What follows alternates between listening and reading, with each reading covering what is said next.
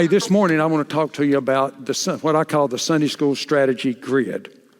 So let's just get going in this so that we can try to manage time. Let me read the first couple of paragraphs. It says, Sunday school is the church's strategy to accomplish the Great Commission. Oh, I got to stop there already. Folks, Sunday school is not just something, some event at the church. Sunday school is not just some program that the church has. I know there's an aspect that it's an event. It takes place at a certain time, at a certain place on Sunday morning. I get all that. And I know you might call it a program because, there's got to be some organization, all that. But here's what I want you to understand. Sunday school, I want you to underscore that word here. Here it is. Sunday school is the church's strategy. Underscore the word strategy. Oh, I'm already seeing I'm going to have to go over time. Folks, there's two questions that every church has to answer. Two questions. Question number one is what? This is not in your notes. This is all extra. I'll make sure Sean pays me extra for this. But you got to ask the what question. What is the purpose of our church? What does God have us here to accomplish? Well, that's an easy answer because Jesus told us what that was. It's called the Great Commission. So, but here it is. When you answer the what question, it gives you your mission. That's true in any organization. Whether it's a church, whether it's a civic organization, whether it's a business, you got to answer the what question. What are we here for? Well, when you answer that question, you have your mission. But then here's the second question you got to ask yourself. How? How are we going to go about doing the what? If we've answered the what question and we have a mission, then how are we going to go about accomplishing the mission? Now, folks, businesses can tell you their what. They can tell you their strategy. School boards can tell you that. Before going in ministry, I was an assistant high school football coach. I could have told you the what and the how of our football program. But I'm telling you, when it comes to churches, we answer question number one, but we never get to question number two. And it's killing us. Because we know what to do, but we ain't got a clue how we're going to do it. And I'm here to tell you, Sunday school is your strategy. If you answer the what question, you have your mission. If you answer the how question, you have your strategy. And Sunday school is the strategy to help you accomplish the mission of the church. So let's go back to sentence number one. Sunday school is the church's strategy to accomplish the Great Commission. Yet most Sunday schools have no systems or structures in place to actually implement the strategy. Organizational purpose devoid of executable systems and structures is nothing more than a philosophical hallucinations. Now you see, this is in our churches. We feel good about ourselves because we have a great mission. In fact, we have a mission like no other entity on earth. I mean, our mission is transcendent, is it not? It transcends earth. It's got eternity wrapped up in it.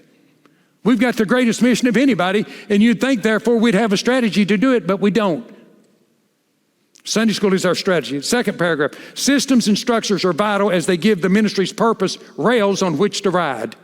Without these rails, the ministry has no clear way to get to her destination. The Sunday school train, if you will, is left to wander like the children of Israel after being delivered from Egyptian bondage. And yes, some Sunday schools have been wandering for 40 years. The purpose of Sunday school is to reach people, teach people, and minister to people. Again, I won't get into that. Most of y'all, a lot of y'all was in my last session. We talked about it, but it comes from those three passages in Matthew 4:23, Matthew 9:35, and in the Great Commission. And so if you read those, you'll understand that the purpose of Jesus was to reach people, teach people, and minister to people, and that's got to be our purpose. So, let me say this, folks. In the absence of a clearly defined purpose, people perform daily acts of trivia. I want to say that again. In the absence of a clearly defined purpose, people perform daily acts of trivia. And I'm telling you, here's what you got to know if you're a Sunday school leader. What's the purpose of Sunday school? You got to know that. And the purpose is to reach people. It's to teach people. It's to minister to people. So most Sunday schools are just, again, wandering in the wilderness doing trivial things because they don't even know what their purpose is. If you're leading your Sunday school, I'm telling you, the number one job you've got is to make sure people know the purpose of Sunday school. The leader must bring clarity to the mission. It's his or her job to do so. You can't leave that up to somebody else. Neither can you assume people know it, because they don't. All right. So the bullet point here is the purpose for Sunday school should be supported by the Sunday morning schedule.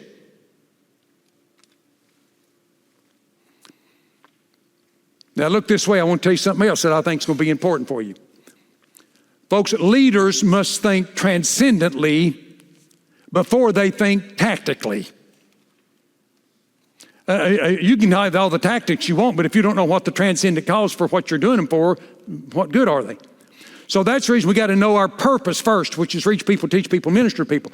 But now once we know our transcendent cause, we got to think transcendently. Now we got to think tactically. How are we going to actually reach people? How are we actually going to teach people? How are we actually going to minister to people? Okay, so we got to have we got to think transcendently before we think tactically. So the next bullet point is, what you do on Sunday morning should launch your purpose, not limit it. So during these kind of conferences, there was a period of time that I actually would survey the people that was there, because I'm talking to Sunday school leadership. So I would take just index cards, and I would pass out the index cards, and at the top line I would say, put a 1 there, and next to it I want you to write, if Sunday school could do one thing and one thing only. Can't do 2 things, all it can do is one thing. What's the one thing that it has to do? I'd let them write it down. They got through, I'd say, go to the next line, put a 2. If Sunday school could do 2 things and 2 things only, can't do 3, only 2, what's the second thing it must do? They finished that, I went to 3, and after 3 I stopped. I collected them. And I did this at several places around the country, and when I ended up getting 600 of them done, I went back and I categorized them. And I can tell you by far that 1 and 2 was so neck and neck you could just call them tied for first. Bible study and fellowship. They got the most votes, if you will. I don't remember what came in third, because the gap between 1 and 2 and 3 was humongous. And so overwhelmingly, people around the country, 600 Sunday school leaders, said the purpose of Sunday school was to have Bible study and fellowship. First of all, I wouldn't want to go to Sunday school class that didn't have Bible study or fellowship. And I particularly like fellowship with a Krispy Kreme donut. I'm talking about when they're hot. You know what I mean? I'm talking about when you just bite into it and you don't chew, it just sort of evaporates right there in your mouth. That's the way I like them. But I got thinking, these 600 leaders, where's the Great Commission in this? They don't understand the strategy for Sunday school. I mean, the gap again between 1 and 2 and 3 was huge.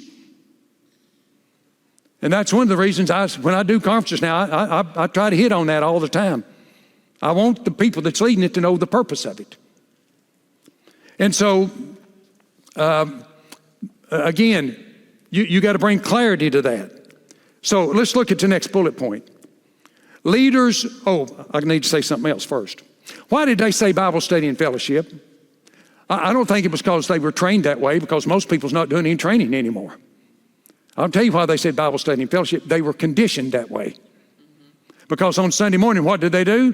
They have fellowship and they have Bible study, and that's it. Then they go home and they come back next Sunday and they have fellowship and they have Bible study, and they've done it so much they've been conditioned this way. And so the bullet point now, I can say it after saying that. Leaders train/condition people by what they habitually do. By what they habitually do. Now, ladies, y'all won't care for this illustration, but guys, y'all may like it. Before I went into ministry, I was a assistant high school football coach. I coached receivers and defensive backs. And at practices, when we had defensive days, I always made my defensive backs run this one particular drill. They run several drills, but this one drill I had them to run every time. We called it the pop-out drill. Because, you're lined up as a defensive back, and that receiver's right here, and he's coming at you, and he's running forward while you're running backwards. Well, at some point, you can't stay up with him running backwards. And so he gets closer and closer, and there's a cushion there between you, if you will. But at some point, he's about to blow past you if you don't turn around and run the same way he's running. But if you don't turn the right way, he's going to beat you. And so what we would do is we got on a line, and they would backpedal, and then what I taught them was when you turn and pop out of your back pedal to run forward, then you got to take your foot and move it 180 degrees and then turn and run with him. Now, the reason you do that is if you don't, here you backpedaling, you got a step and you're going with him, one step. But if you don't do the 180, if you step here, there's one step, two step, now back here, he's already by. You're toast. You're burnt. So every day we did that. Why? Because in a game, I didn't want to have to think about that. I wanted them to do it so much that bam, they just back, bam, there they're gone. And so I wanted to condition them by what they habitually did every day in practice. All right, ladies, y'all can come back into the conversation again. Now, folks, we got to do this with our Sunday school classes. We've got to condition our people to reach people, teach people, and minister to people, which means that we got to do some extra things on Sunday morning, but just besides have fellowship and a Bible study. So if you notice here, I'm recommending that you have 75 minutes for Sunday school. So how many of you have an hour for Sunday school? Raise your hands. How many of you have less than an hour? How many of you have more than an hour? Okay. I'm recommending you have 75 minutes. And here's the schedule I want to give you. So you take the first 10 minutes for fellowship. Now, why do you take the first 10 minutes for fellowship? I'll tell you why, because they're going to take it anyways. That's why. I mean, you may go in there and strong arm that thing and try to turn it over.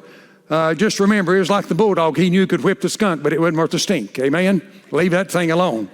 So take the first 10 minutes for fellowship. You take the next 5 minutes for announcements, promotions, whatever. So now you're 15 minutes in.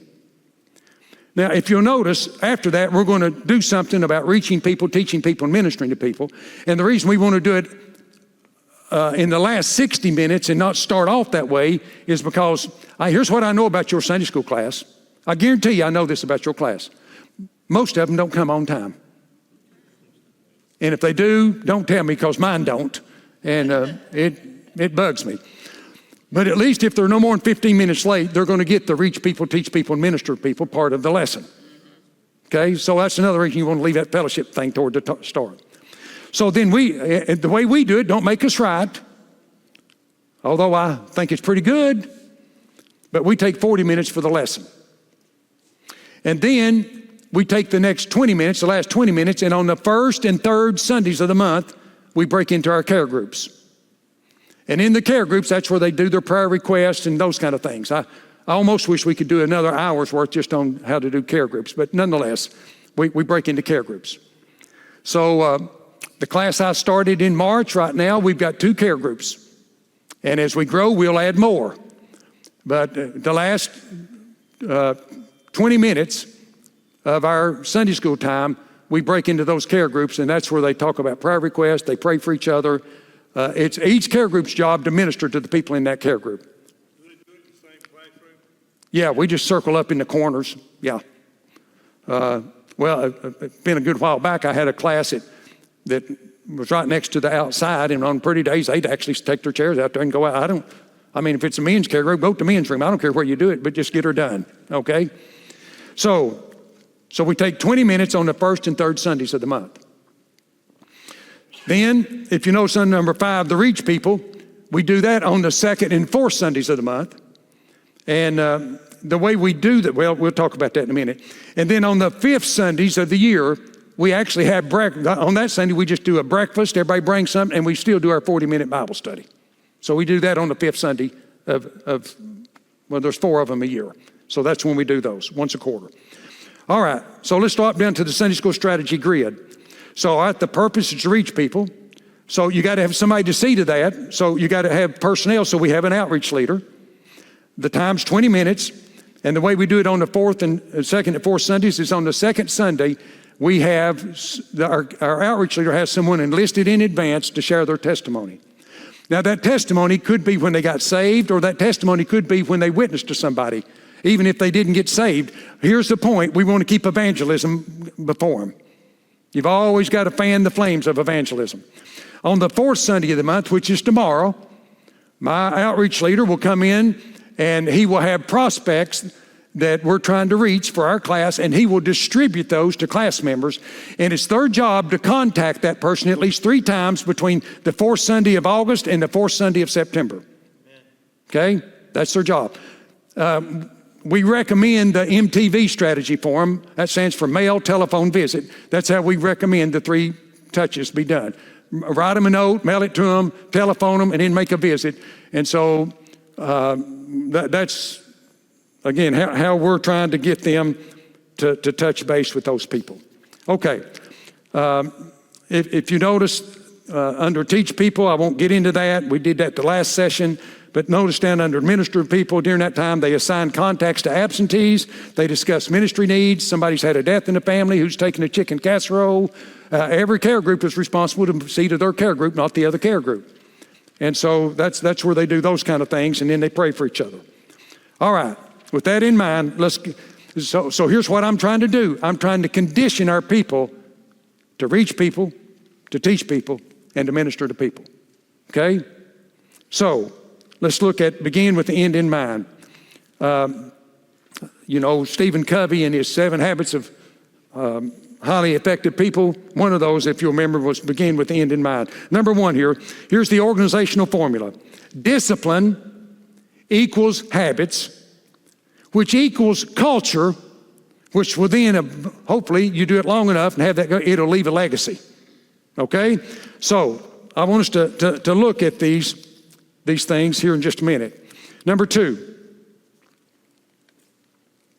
the religious practice of the Sunday School Strategy Grid forms the necessary habits that provide organizational synergy.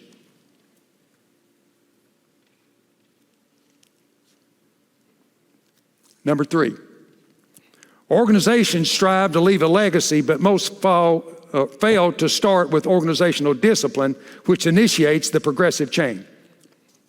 That is, we want to have a legacy, but before we can have a legacy, we've got to have a culture. Well, we want to have a culture, but before we can have a culture, we have to have the habits that develop that culture. Well, before we have the habits, we got to have the discipline that drives the habits, don't you see? So here's the deal. It starts with organizational discipline. Now, we talk a lot about personal discipline, and certainly we ought to have discipline. In fact, the word discipline and the word disciple come from the same root Latin word, by the way. So a disciple ought to have discipline. But we talk about personal discipline, but we never talk about organizational discipline. Well, if we're going to build the right kind of culture in the organization, it's got to be across the board, right? Can't just be one person doing it. That's a good start, but it's got to be many of us doing it. So we got to have some organizational discipline. So let's look at what I call the 3 amigos: discipline, habit, and culture. I don't worry about legacy, because if you develop that culture and sustain it long enough, you'll leave the legacy. It'll take care of itself. So let's look at these three amigos. Discipline first. The bullet point there is discipline develops habits, which produces culture. And then the next bullet point just gives you that. Discipline equals habits equals culture. So let's look at discipline. Here's a fact. Most Sunday schools are undisciplined.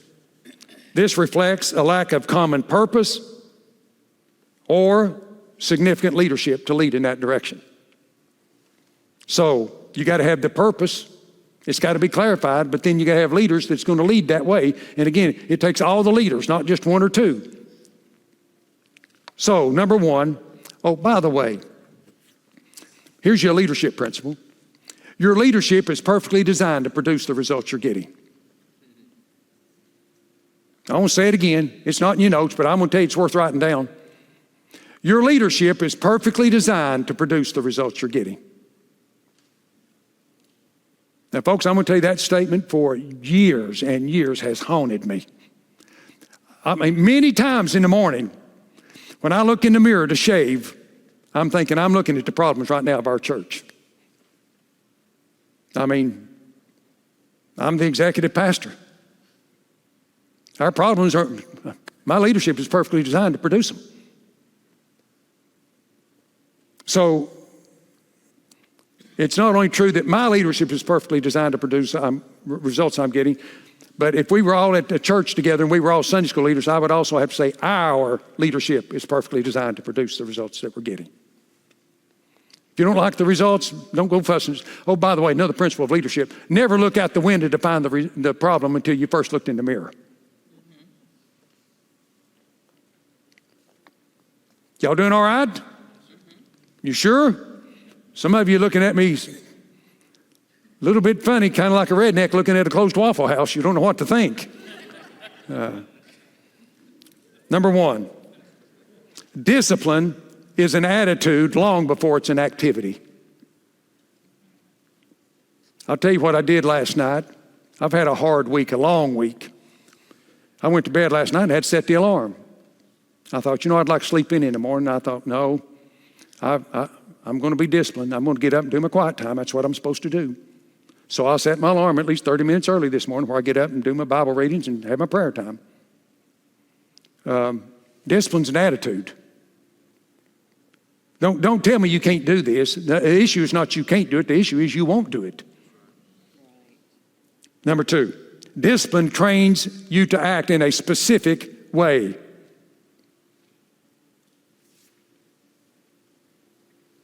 I mean, if you want to lose weight, discipline's going to cause you to act in a certain way. If you want to get in shape, same thing, whatever. Number three, when you stay with the discipline long enough, it becomes routine.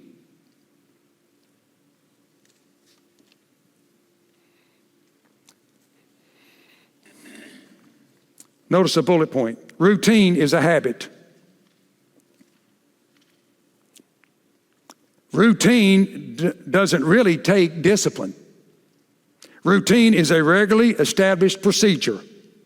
It takes discipline to form the routine, but it doesn't take as much discipline to maintain the routine. I mean, when I was a kid growing up, Mama made me brush my teeth at night. I didn't want to brush my teeth, but she made me. She made me develop the discipline. Well, now in the morning when I get up, first thing I do is grab my toothbrush, and I don't even think about it. It's a routine. And that's the reason when you start this kind of this schedule that I've suggested to you, when you start it, at first it's going to be a little bit difficult. And by the way, some people ain't going to like it. But I'm telling you, after a while, it becomes routine.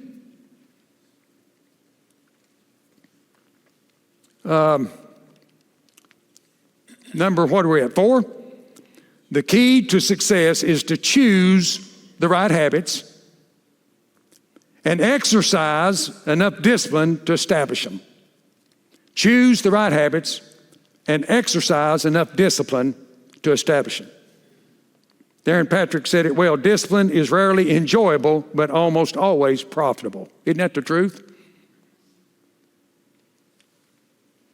The bullet point there is success is about doing the right things, not necessarily doing everything right. Now, do them as right as you can, but we're a flawed people, so all of our systems are going to have some flaws in them too.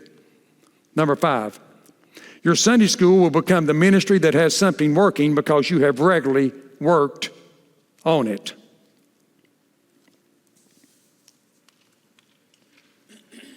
And then the bullet point, success is the result of a few simple disciplines practiced regularly. Or we could say habitually, but regularly.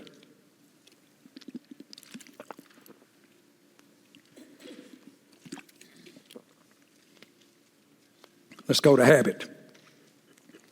Here's the fact. Most Sunday schools never choose or develop the right habits. If y'all remember when Ronald Reagan was elected president, he set out for his first 100 days to do nothing but set his agenda and get all that in order. And then the next 8 years, all he was going to do was keep doing that same thing. That's basically what Reagan said. The bullet point here is, the statement here by Gilbert Parker. He said, there's no influence like the influence of habit. That's a pretty good statement. You stop and think about it. There's no influence like the influence of habit. If we get people doing the right habits, they'll get the right results. Number 1, habit develops when you act upon a particular discipline over a period of time. Habit develops when you act upon a particular discipline over a period of time. The bullet points is acting upon means action is required. I mean, you got to do something. And the second bullet point is The decision before us is whether we want to form habits that propel us forward. Do we want to form the habits that propel us forward? Number 2, habits are only hard in the beginning. They're only hard in the beginning. Once they become routine, they take less energy to sustain. So if you've ever had a job that, let's say you had to get up at 5 o'clock in the morning, I'm going to tell you, them first couple of weeks is pretty rough, isn't it? But after you've done it for a few weeks, it becomes routine. It's not near as hard as it used to be. Just an illustration to say that, the discipline is hard in the beginning, but once that discipline becomes a habit, it becomes more routine. It gets easier, if you will. That's the reason it's not as hard to maintain after that point.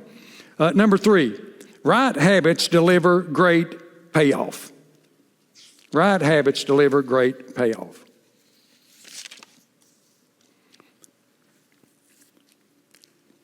I love what Coach Vince Lombardi said. You've probably heard this, but he said, winning is not a sometime thing, it's an all-the-time thing.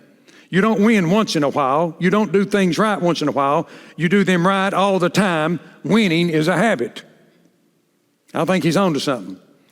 It's time we start developing some winning Sunday schools. How about it? Which means we got to start doing the right habits all the time, not just some of the time. So the bullet point here is people become passionate about what they do.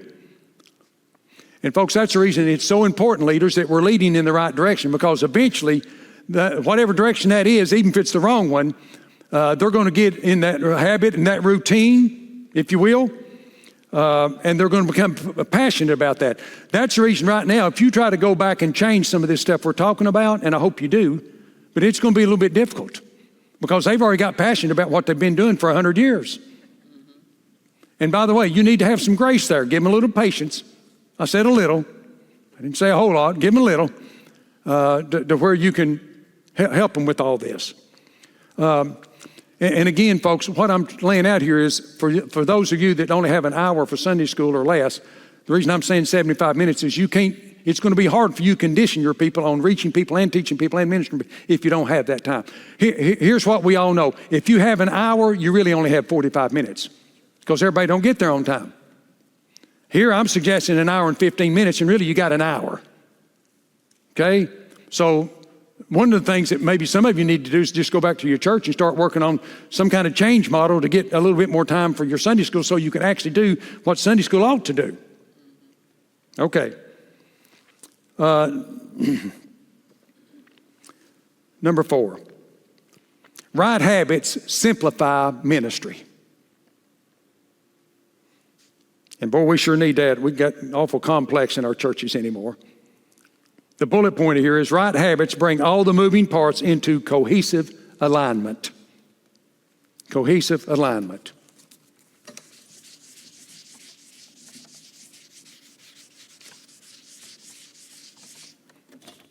I'm asked from time to time to go do some things with staffs at staff retreats. One of the things I do with them is I work on what I call the alignment arrow. So, if you got an arrow, unlike a shotgun, an arrow can only hit one thing. So make sure you're shooting at the right thing, okay? It's only going to hit one. So what is it we want to hit? Well, we want to hit our mission. And in this case, for Sunday school, I'm just going to abbreviate: reach, teach, and minister. That's what we want to hit. So we want to bring everything in alignment to do that. We won't get into all this, but you got people you need to get in alignment. So if we could look like a little feathers coming off of the arrow, well, we got to get our pastor in alignment. We got to get staff in alignment. We got to get our Sunday school leaders in alignment. We may need to get our deacons in alignment. Whatever. You get the point. But we got to get all our people lined up. Because again, our leadership is perfectly designed to produce the results we're getting, so we want everybody to be in alignment. And then over here you got resources. You got budget. You got facility. You got parking, whatever. You can just keep going on down the line with all that. But you need to bring all these things into alignment with it. Now, let me just make a statement here. Folks, all ministries are not created equal. Quit acting like they are.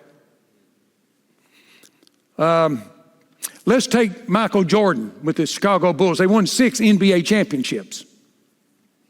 So let's say they're in a game. There's 10 seconds left. The Bulls have the ball, but they're down by 1 point.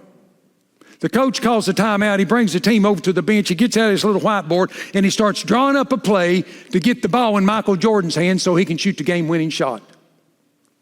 But as he's doing it, another player speaks up, and he said, "Wait a minute, coach. Michael's already shot the ball 20 times this game. I've only shot it 6 times. It's my turn to shoot." What do you think that coach is going to say?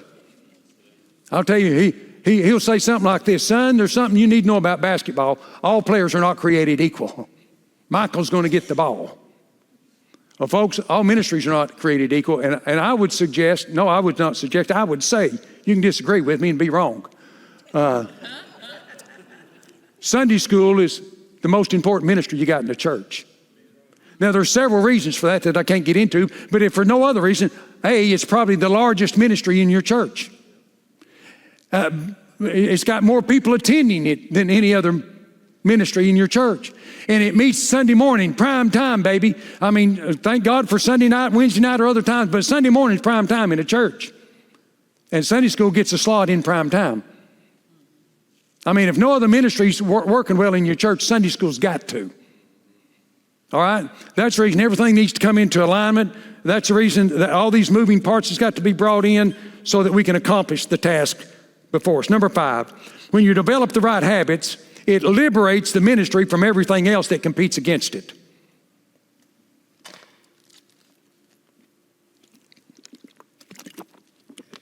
I mean, you understand everything you do dilutes what you're already doing.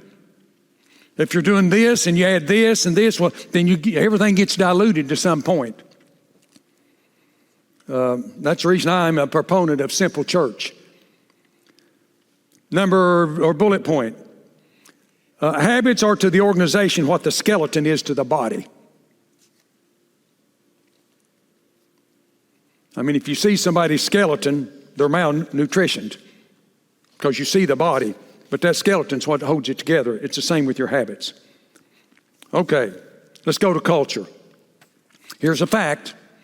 Most Sunday schools are attempting the impossible task of achieving success within the context of an unhealthy culture.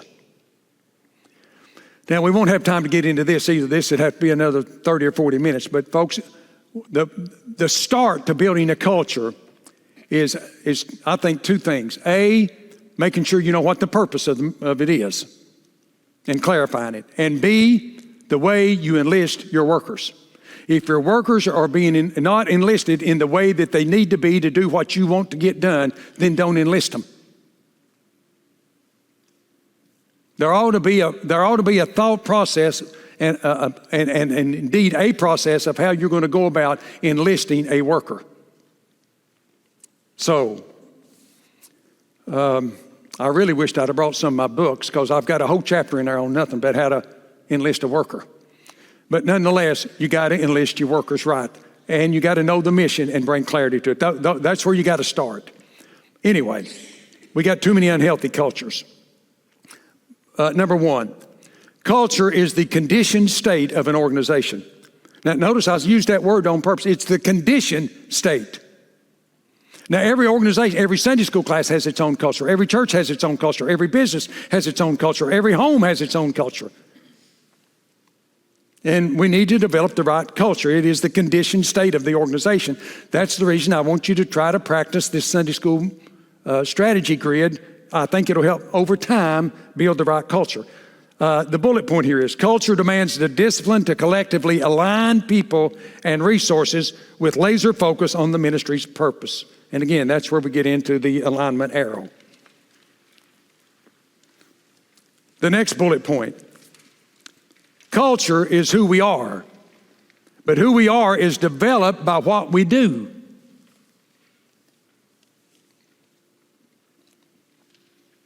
Because what you do eventually develops who you are. Make sense? That's the reason folks, a culture never gets changed by just sitting around talking philosophical stuff. Now, there's a place for that. But a culture never gets changed unless behaviors get changed. Understand that. Never, ever.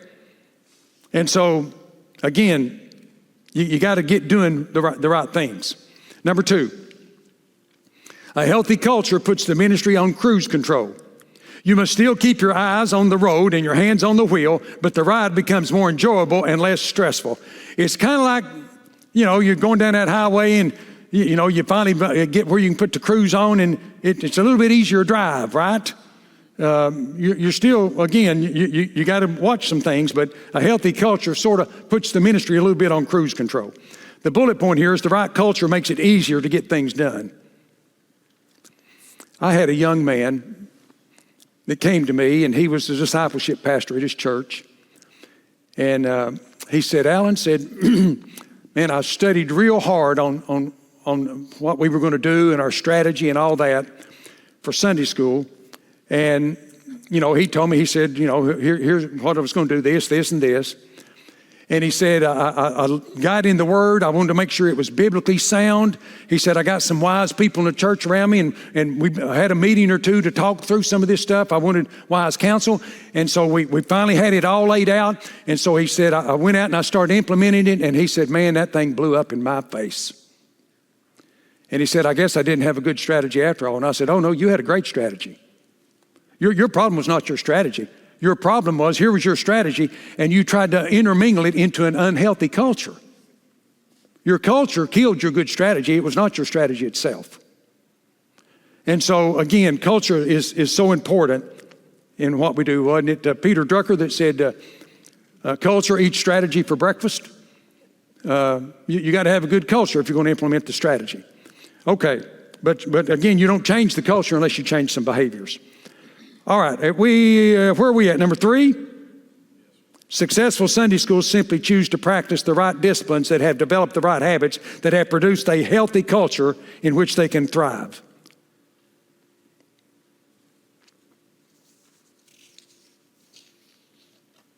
Number 4, the road to a successful Sunday school starts with practicing the right disciplines.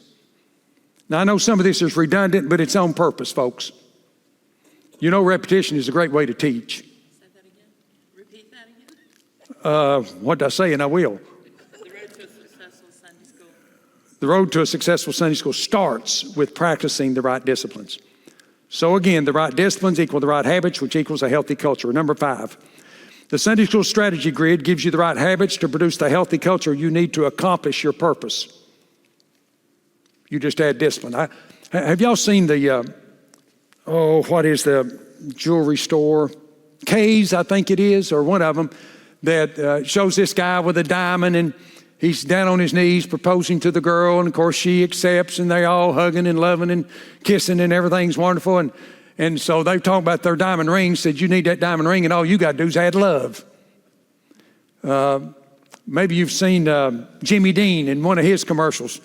I like his commercials. He says, at the end, when you get through, you've eaten something. I like that, but there's one of them that's got everything in it, and all you have to do is throw a couple of eggs in it and put it in the microwave, and his is you just add eggs. Well, in what we're trying to build a culture here, what you got to do is just add discipline. That's where it all starts. Okay. So I love this statement by F.M. Alexander. This is a great statement. He said, people do not decide their futures. They decide their habits, and their habits decide their future. Isn't that so true? It's true individually. I'm going to tell you it's true corporately, organizationally. So if we do all this, if we start with the disciplines, we got to start there. It builds the right habits.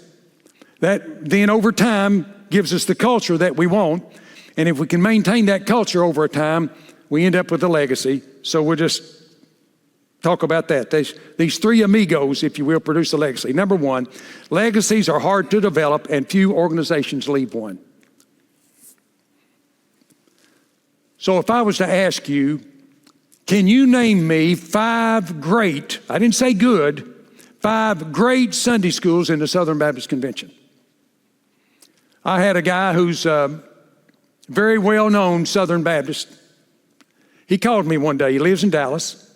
He called me one day and he said, Alan, can you name me 5 great Sunday schools? Well, first of all, I don't know all of them. I'm sure there's a lot of great ones out there I know nothing about. But I got to admit, it was hard for me to come up with 5 of them. That got me to thinking. It tells me that we've got a lot of Sunday schools that's not developed the right disciplines, which has produced the right habits, which has built the right culture. Because we did, we'd have more legacy Sunday schools. So, they're hard to develop, legacies are, and few organizations leave one. Number 2, legacies are built by exercising organizational discipline over long tenures. Now, this next bullet point is big on this as well. The bullet point is, leadership turnover is a major hindrance to building legacy ministries. I mean, if you look at our great churches, it's because they probably had a pastor that's been there for a good while. If you look at Sunday schools that are great, I'm going to tell you it's going to be because they've had people that stayed with the stuff, good leaders, and stayed with the stuff over a good period of time. My favorite statement by Winston Churchill is that the nose of a bulldog is slanted backwards so he can continue to breathe without turning loose. Now, folks, if you got any redneck in you at all, you got to like that statement. The nose of a bulldog is slanted backwards so he can continue to breathe without turning loose. You see, I want you folks to go back, and I don't want y'all to be dogmatic about this stuff. I want you to be bulldogmatic about it. I mean, you're going to latch on that thing, and you're not going to turn it loose until you're there. Number 3. Oh, by the way, while we're here, if you've been teaching or leading in your capacity in Sunday school for 5 or more years, stand up.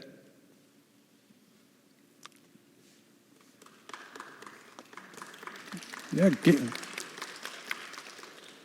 keep standing, keep standing. Now, if you've been in that leadership 10 or more years, remain standing. If not, sit down. 15. 20. Now, you other folks, y'all either a bulldog or you're crazy. Let's keep going. 25. Okay. Well, thank God for you folks. May your tribe increase. Number 3, leaders should not be concerned with leaving a legacy. They should focus on building the right culture. And if culture is accomplished over time, legacy will take care of itself. All right, let's look at organizational discipline, and we're done. We're going to end the lesson where we started the lesson. So here's number 1. It starts with discipline. You got to start there. Organizational discipline is nothing but the accumulated discipline of our leaders. That's the reason, leaders, you got to be, here it is, you got to get in alignment. Everybody's got to be together on this. And then we go get it. The bullet point, again, I've already made this statement, but I'm going to make it again. Discipline is the first action in the progressive chain. It's the first action in the progressive chain that builds culture and legacy. The bullet point. Organizations without discipline are like an octopus on roller skates. There are many moving parts, but there's no progress. I've just described the average Southern Baptist church, have I not? We're like an octopus on roller skates. All right.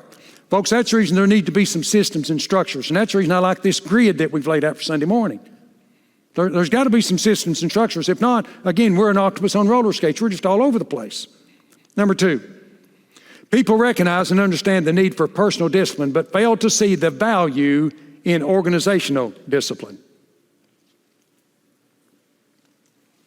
Number 3, organizational discipline is the responsibility of organizational leaders. Again, folks, our leadership is perfectly designed to produce the results we're getting. Bullet point, people cannot be expected to do what leaders are unwilling to do.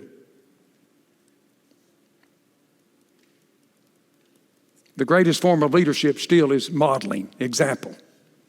Number 4, Organizational leaders must be overly tenacious. Tenacious. Organizational leaders must be overly tenacious with their disciplines if they are to ever catch on with others. And folks, here's something I learned when I coached.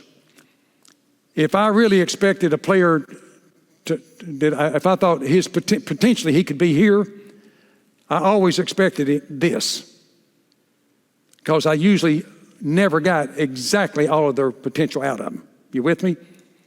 So if this was at 100% potential of that player, I'm going to expect a little bit more. I'm going to be overly tenacious with that player than he will be with himself, because I'm the leader. Okay. Number 5, what will it take to truly become a Sunday school that accomplishes their purpose to reach people, teach people, and minister to people? So here it is one more time. Organizational discipline equals organizational habits, which equals organizational culture, which eventually will produce an organizational legacy. It's time we had some legacy Sunday schools. Nobody does Sunday school better than Southern Baptist, but we're not doing it as good as we can. And so it's time we reached our potential. Amen? Amen. All right. Well, it's 12 o'clock exactly. Yes, ma'am. Can you repeat number 3? Number 3. The last number 3? Organizational discipline is the responsibility of organizational Leaders. Yeah, and I want everybody to get your blanks filled in now, because you can't go to heaven if you don't. So get them in. And then the one above it, people underestimate the blank of organizational discipline. Power. Did I even say that? No. Okay. Well, you helped the whole group out right there. Well, I mean, I got all my blanks filled in, so it's easy for me just to move right on through, don't you see? All right. Lord, thank you for our day, for all that we've heard and learned. And now, Lord, I pray that you would give this, your people, the courage to go back and to put into practice. Lord, help them to do it wisely. Help them to love their people to it. But, Lord, help them to be the leader that you've called them to be. That we, Lord, could truly build some legacy Sunday schools. Folks, Lord, I believe that all of us folks in here would agree that there's no more potent force for the Great Commission in our churches than our Sunday school. So, Lord, may we awake the sleeping giant, and may we do what you've called us to do. In Jesus' name, amen. God bless you, folks.